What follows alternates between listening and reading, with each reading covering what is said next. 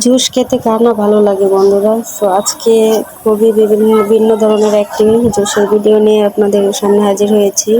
So আজকের ভিডিওটি খুবই ইন্টারেস্টিং এবং ভিন্ন রকমের। সো আজকে জুস বানাবো আমরা হচ্ছে ডালিম দিয়ে। সো আমরা অনেকে আঙ্গুর অনেক ধরনের মালটা এগুলোর জুস খেয়েছি। সো আজকে আমি ভিন্ন রকমের একটি জুসের ভিডিও আপনাদের সাথে শেয়ার করছি। সো প্রথমে আমি ডালিমগুলোকে খুব ভালো করে খোসার সাথে ছাড়িয়ে নেব। খোসার সাথে ভালো করে আনারগুলোকে ছাড়িয়ে নিতে হবে। ডালিমটাকে অনেকে আনারও বলে, আবার ডালিমও বলে, এক এক অঞ্চলে এক এক ধরনের নাম বলে এটাকে। সো ডালিমগুলোকে আমি বাটিতে খুব ভালো করে আস্তে আস্তে সবগুলো থেকে খোসা ছাড়িয়ে নিচ্ছি। ভিডিওটি সম্পূর্ণ দেখতে থাকুন বন্ধুরা। আমার ভিডিওটি যদি ভালো লেগে থাকে তাহলে অবশ্যই ভিডিওটিতে একটি লাইক কমেন্ট করবেন এবং ভিডিওটি শেয়ার করতে ভুলবেন না। সো এভাবে আমি 2টা ডালিম নিয়েছিলাম, প্রায় অর্ধেকই খোসা ছাড়ানো হয়ে গিয়েছে।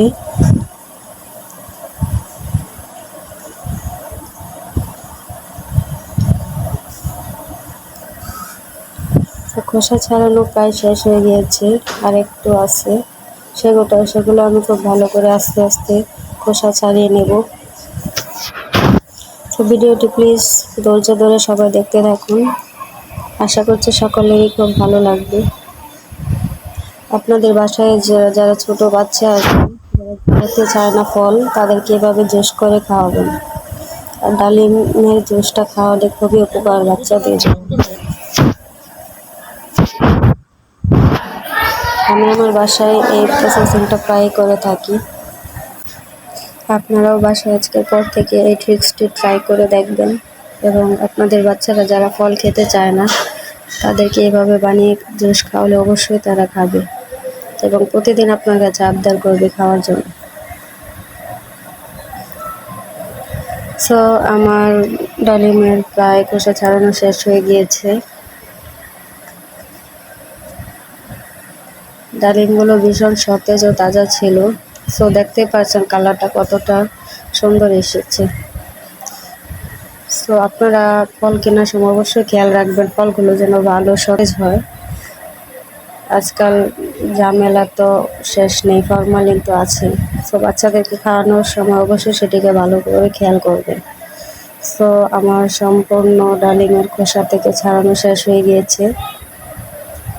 এখন আমি খোসাগুলোকে ফেলে দেব এবং ডালিমের জুস তৈরির জন্য প্রসেসিং শুরু করব। সো আমি বাটিতে নিয়ে নিয়েছি ডালিমগুলো এবং পাশে নিয়েছি ব্লেন্ডার মেশিন। এখন আমি সবগুলো ডালিমকে ব্লেন্ডারে ঢেলে নেব। সবগুলো ডালিম ব্লেন্ডারে ঢেলে নেওয়া শেষ। এখন ঢাকনা লাগিয়ে সেটাকে ব্লেন্ডার মেশিনে বসে ব্লেন্ড করে নেব। একটু সময় নিয়ে এখন আমি ব্লেন্ডারে ভালো করে মিশিয়ে নেব যেন কোনো দানা দানা গুটি ভাব না থাকে। সম্ভবত 1-2 মিনিট ব্লেন্ড করলেই হয়ে যায়। তো আমার ব্লেন্ড করা শেষ। এখন আমি একটি কাঁচের গ্লাসে সেটাকে ঢেলে নেব। আসলে আমার হাতের কাছে ছাঁকনি ছিল না, আমি সেটাকে পাতলা কাপড়ে ভালো করে ছেঁকে নেব। আপনারা ছাঁকনির মাধ্যমে ভালো করে ছেঁকে নেবেন। সো দেখতে পাচ্ছেন কতটা পেস্ট হয়েছে।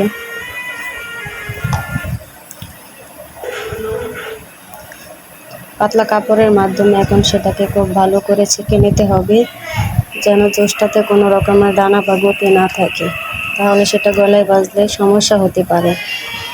আপনারা এই কাজটা খুবই গুরুত্বর সাথে করবেন। এখন কাপড়টাকে খুব ভালো করে হাতে নিয়ে ভালো করে চেপে রসটাকে বের করে নিতে হবে।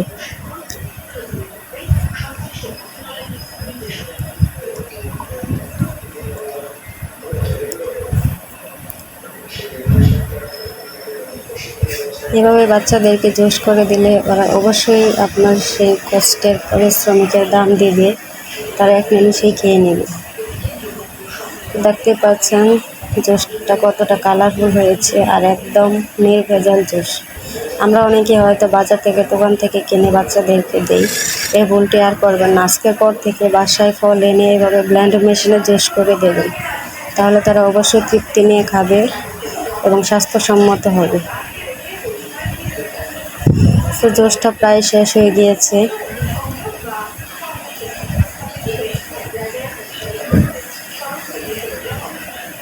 তো আজকের মতো ভিডিওটি এখানে শেষ করতে যাচ্ছি।